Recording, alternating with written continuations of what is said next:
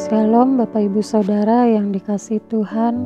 Firman Tuhan pada hari ini kita terima dari Amsal 1 ayat 8 sampai 10. Hai anakku, dengarkanlah didikan ayahmu dan jangan menyia-nyiakan ajaran ibumu, sebab karangan bunga yang indah itu bagi kepalamu dan suatu kalung bagi lehermu. Hai anakku, jikalau orang berdosa hendak membujuk engkau, janganlah engkau menurut. Bapak Ibu Saudara yang dikasihi Tuhan, biasanya apa yang kita lakukan ketika kita hendak memilih teman? Apakah kita melihat dari sukunya, atau kita melihat dari agamanya, atau kita melihat dari latar belakang sosial ekonominya? Tentu setiap kita punya cara tersendiri untuk menentukan siapakah yang layak untuk kita jadikan teman. Tetapi ada satu hal yang penting yang juga harus kita perhatikan dan kita lakukan ketika kita hendak memilih seseorang untuk menjadi teman kita. Perlu disadari bahwa tidak semua orang akan memberikan kepada kita hal-hal yang baik dan benar. Ada juga orang-orang yang dengan sengaja menjerumuskan kita untuk melakukan dosa.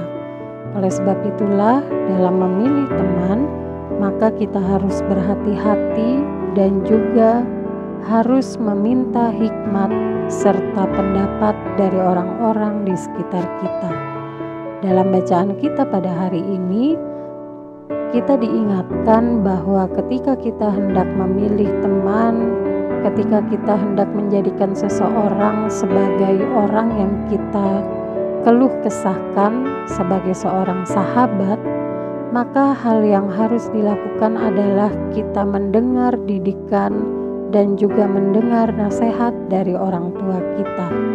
Sebab biar bagaimanapun juga orang tua tentunya punya feeling, punya perasaan yang kuat untuk anaknya.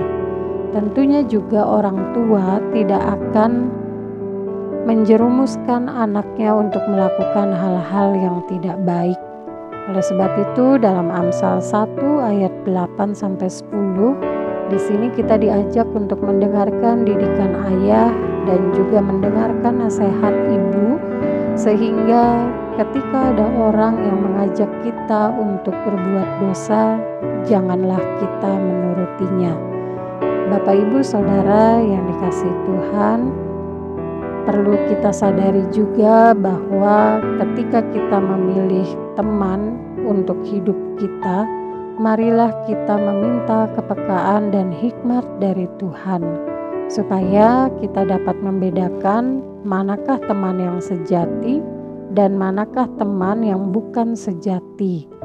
Tentunya ketika kita meminta untuk dipimpin oleh hikmat Tuhan melalui orang tua, melalui orang-orang di sekitar kita, kita akan dipertemukan dengan orang-orang, dengan teman-teman dan sahabat-sahabat yang bukan hanya baik tetapi juga benar. Mari jangan sampai kita salah memilih teman. Pilihlah teman yang membawa kita pada hal-hal positif, yang mengajarkan kita pada hal-hal yang baik dan bukan menjerumuskan kita ke dalam dosa. Kiranya Tuhan memampukan kita semua sehingga kita punya hikmat dan kita senantiasa mau mendengarkan perkataan orang tua dan peka dalam memilih teman.